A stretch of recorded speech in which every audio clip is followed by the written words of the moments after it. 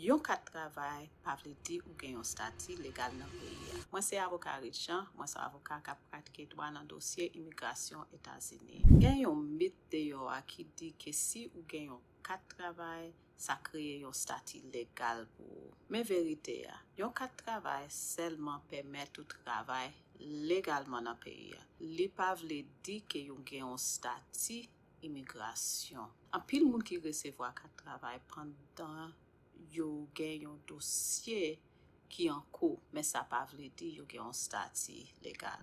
Faut que toujours comprendre ça document immigration ou gen yon vle di réellement dans dossier pa ou.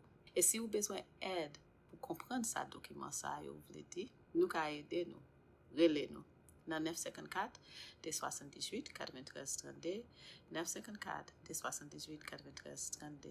Merci.